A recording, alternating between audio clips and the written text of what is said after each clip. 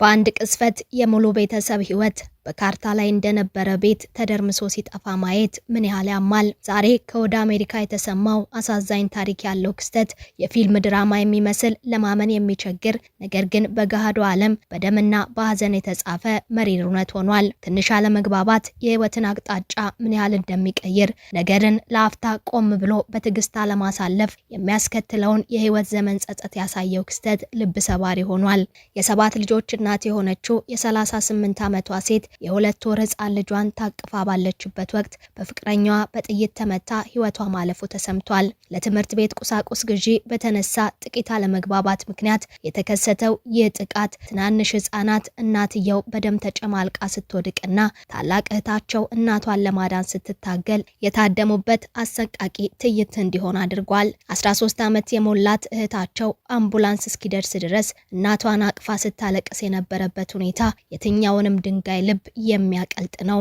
ዜናውም በከፍተኛ ሐዘን መነጋገሪያ የሆነ ሲሆን ለምንና እንዴት የሚሉ ጥያቄዎች እየተነሱ ይገኛል። ለመሆኑ የሰባት ልጆች እናት የሆነችው ሴት የገጠማት ነገር ምንድነው? ህይወቷን ያሳጣት ክፉ ክስተትስ መነሻው ምንድነው? ወንጀሉን የፈጸመው ሰው መጨረሻስ ምን ሆነ? ሁሉንም በዝርዝር እነግራችኋለን። በሌላ በኩል ደግሞ እውቀት እንዲገበይ ወደ ትምህርት ቤት የተላከው ታዳጊ ህፃን በመምህሩ እጅ ህይወቱ እንዳለፈ እንነግራችኋለን። ፊደል አስቆጥረው እውቀት እንዲያስጨብጡ አደራ የተሰጣቸው መምህራን ልጆች ሲያጠፉ ከመገጸጽ አልፈው ቅጣታቸው የልጃችሁን ነፍስ እንደነጠቀ ቢነገራችሁ ምን ትላላችሁ? በህንድ ሀገር በአንድ የግል ትምህርት ቤት ውስጥ የተከሰተ አሰቃቂ ድርጊት መላውን ዓለም በሐዘንና በቁጣ እንዲቀሰቀስ አድርጓል። የ6 ዓመቱ ህፃን የቤት ስራ አልሰራህም በሚል በገዛ መምህሩ በግፍ በጥፊ ከተመታ በኋላ ህይወቱ እንዳለፈ ተነግሯል። የትምህርት ቤቱ የደህንነት ካሜራ እንደሚያሳየው ከሆነም ህፃኑ በጥፊ ከመመታቱ በፊት በከፍተኛ ፍርሃት ውስጥ ሆኖ ሲንቀጠቀጥና መምህሩን ሲለምን የሚያሳይ ሲሆን ይህም ነገሩን ይበልጥ አሳዛኝና አስደንጋጭ ድርጊት እንዲሆን አድርጎታል። በአንድ ቅጽበት በተሰነዘረ የጭካኔ ምት የወደቀው ህፃን ወዲያውኑ ወደ ሕክምና ተቋም ቢወሰድም ህይወቱን ማዳን አልተቻለም። ይህ ድርጊት በትምህርት ቤቶች ውስጥ የህፃናትን ደህንነት ማስጠበቅና የአካላዊ ቅጣት አደጋን በተመለከተ ዓለም አቀፋዊ ውይይቶችን ያስነሳ ከባድ ክስተትም ሆኗል። የዚህን ጭካኔ የተሞላበት ድርጊት ሙሉ መረጃና የፖሊስ ምርመራ ውጤት እንዲሁም ከክስተቶቹ ጀርባ ያሉ ጥልቅ ሚስጥሮች፣ የስነ ልቦና ስቃዮችና ያልተሰሙ ጥያቄዎች ምንድናቸው የሚለውን ከዝርዝር መረጃው ትሰሙታላችሁ። ሰላም ጤና ይስጥልን ውድ የአማርያ ቲዩብ ቤተሰቦች እንደምን ቆይታችኋል? በዛሬው መሰናዶ ዓለምን ስላስደነገጠው የግድያ ወንጀልና በመምህሩ እጅ ህይወቱ አልፎ ቁጣን ስለቀሰቀሰው ታዳጊ የተሰሙ መረጃዎችን ወደ እናንተ እናደርሳለን። ቻናሉን ሰብስክራይብ፣ ቪዲዮን ላይክ እና ሼር በማድረግ እስከ መሰናዶ ፍጻሜ አብራችሁን ቆዩ። ህይወት አንዳንዴ በቅስፈት የተሰራች ይመስል በአንድ ሰከንድ ውሳኔ በአንድ አልፎ በመሄድ ስሜት ወይም ባለመቻቻል ምክንያት የብዙ ዓመታት ህልም፣ ፍቅርና ተስፋ በእሳት ተቃጥሎ አመድ ሲሆን መመልከት በእጅጉ ያማል። በዕለት ተዕለት የህይወት ውጣ ውረድ ውስጥ በፍቅርና በተስፋ የሚኖርን አንድ ቤተሰብ በአንድ ቅስፈት በደምና በሐዘን ማጣት ምን ያህል ይስቀጥጣል። በአሜሪካ ሜሪላንድ ግዛት ቦዊ በተባለች ከተማ ውስጥ የተከሰተው ለማመን የሚቸግረው አሳዛኝ ታሪክ የሚጀምረው እንዲህ ነው። የ38 ዓመቷ ሻዋንዳ አልስቶን የ7 ልጆች እናት ነበረች። ልጆቿ እንደሚናገሩት ከሆነ ሻዋንዳ ለቤተሰቧ ብቻ ሳይሆን ለሌሎችም የተረፈች ደግ ሴት ነበረች። ለቤት አልባ ሰዎች ምግብ በማዘጋጀትና በማደል የምትታወቅ፣ አቅም የሌላቸውን በደስታ የምታግዝ አርያ የሆነች እናት። ነገር ግን ነሐሴ 20 ቀን በዛ የተረገመ ምሽት ይህ ሁሉ ደግነቷና አፍቃሪነቷ ከአሰቃቂ የቤት ውስጥ ጥቃት ሊታደጋት አልቻለም። በዛ ምሽት በቤት ውስጥ የነበረው ሁኔታ የተረጋጋ አልነበረም። ለልጆች የትምህርት ቤት ቁሳቁስ ግዢ በሚደረግ ዝግጅትና ጥቂት ባልተስማሙባቸው ነገሮች ምክንያት በሻዋንዳና በ41 ዓመቱ ፍቅረኛዋ ኪምቦን አልተን ሂልተን ጁኒየር መካከል አለመግባባት ተከሰተ። ጭቅጭቁ እየጎለበተም ሲሄድ ሂልተን እጁን ወደ ኪሱ ልኮ ሽጉጥ መዘዘ። በዛች ቅስፈት አደጋውን ያየችው የአንዷ ልጅ ህሊና አልቻለም። አባቷን ለማስቆምና እናቷን ከጥይት ለመከላከል በመካከላቸው ገባች። ነገር ግን የጨካኙ ፍቅረኛዋ ቁጣ አውሮት ነበርና አልተመለሰም። ሽጉጡ ተተኮሰ። ጥይቱ እናትየውን መታት። ሻዋንዳ በወቅቱ የ2 ወር ህፃን ልጇን በደረት አቅፋ ነበር። በጥይት ስትመታ ያችን ህፃን ልጅ እንደታቀፈች በደም ተጨማልቃ መሬት ላይ ወደቀች። በዛ አሰቃቂ ምሽት በቤት ውስጥ ከ2 ወር እስከ 18 ዓመት ዕድሜ ያላቸው 6 ህፃናት ልጆቻቸው ተሰብስበው ነበር። እናታቸው በደም ውስጥ ስትዘፈቅ ያዩት ህጻናት በፍርሃትና በድንጋጤ ድምጻቸው ጠፋ።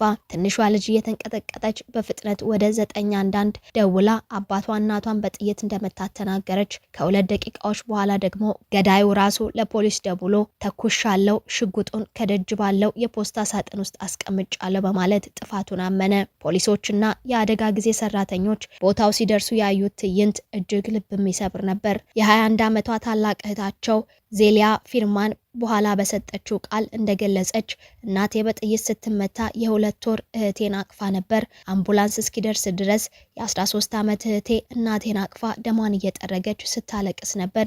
ይህ ለ13 ዓመት ልጅ በህይወቷ ልትሸከመው የማትችለው ትልቅ የስነ ልቦና ስቃይ ነው ስትል በሀዘን ተናግራለች። ሸዋንዳ በፍጥነት ወደ ሆስፒታል ብትወሰድም በደረሰባት ከባድ ጉዳት ምክንያት ህይወቷ አልፏል። ገዳዩ ሂልተንም በቁጥጥር ስር ውሎ ያለ ዋስትና በእስር ላይ እንደሚገኝ ተነግሯል። አንድ አፍታ የተፈጠረ ያልተገራ ቁጣና አለመቻቻል የ7 ህጻናትን እናት ቀማ። ትናንሾቹን ህጻናት ያለ እናትና ያለ አባት እናቲቱ በሌለችበት አስቸጋሪ ዓለም ውስጥ ብቻቸውን ጣላቸው። አሁን ላይ ልጆቹ ያለ እናት አዲስ የህይወት ጉዞ ለመጀመርና የስነ ልቦና ሕክምና ለማግኘት የእርዳታ እጃቸውን ዘርግተዋል። እኛም ለደጓ እናት ሸዋንዳ ልስቶን ነፍስ እረፍትን እየተመኘን ወደ ሌላኛው መረጃችን እናምራለን። ትምህርት ቤት ለህጻናት የእውቀት ማዕድ የደስታና የጨዋታ ቦታ እንጂ የሞት ደጃፍ ይሆናል ብሎ የሚያስብ ማን አለ? ነገር ግን በህንድ ሀገር በአንድ የግል ትምህርት ቤት ውስጥ የተከሰተው አሰቃቂ ድርጊት ይዞት የመጣው መሪር እውነት የብዙዎችን ልብ በሀዘን ሰብሯል።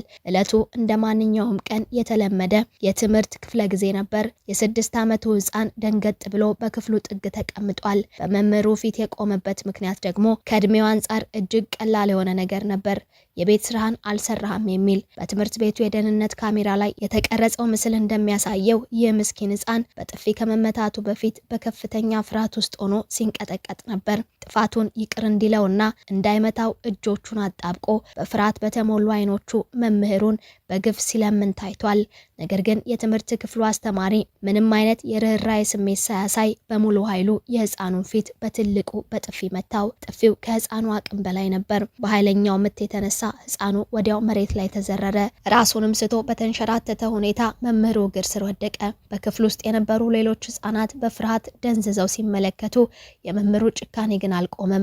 ህፃኑ ራሱን ስቶ መሬት ላይ ወድቆ እያለ እንኳን ወዲያውኑ እርዳታ ከማድረግ ይልቅ ድርጊቱን በቸልተኝነት ይመለከታል። ከተወሰኑ ደቂቃዎች በኋላ በነበረው ረብሻ ህፃኑ በህይወትና በሞት መካከል ሆኖ በፍጥነት ወደ ህክምና ተቋም ተወሰደ። ነገር ግን የህክምና ባለሙያዎች ህይወቱን ለማዳን ያደረጉት ጥረት ሳይሳካ ቀርቶ የ6 ዓመቱ ህፃን ህይወቱ ማለፉ ተረጋገጠ። የአካባቢ መገናኛ ብዙሃን እንደዘገቡት ከሆነም የህፃኑ ሞት አሰቃቂ እውነታ ይፋ ከሆነ በኋላ የፖሊስ አካላት ወዲያውኑ ወደ ምርመራ ገብተዋል።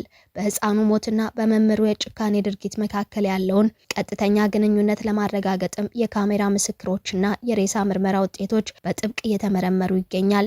ይህ አሰቃቂ አጋጣሚ በአሁን ሰዓት በማህበራዊ ሚዲያና በዋና ዋና መገናኛ ብዙሃን ላይ ትልቅ መነጋገሪያ ሆኗል። በዓለም ዙሪያ ያሉ ሰዎች በትምህርት ቤቶች ውስጥ በህፃናት ላይ የሚፈጸም አካላዊ ቅጣት በአስቸኳይ እንዲቆምና የህፃናት ደህንነት በህግ እንዲጠበቅ ከፍተኛ ጥሪ እያቀረቡም ይገኛል። አንድ ያልተሰራ የቤት ስራ የ6 ዓመቱን ህፃን ህይወት ቀማ። የቤተሰቦቹን ተስፋ ጨለመ። ለዚህ ምስኪን ህፃን ነፍስ ረፍትን እንመኛለን።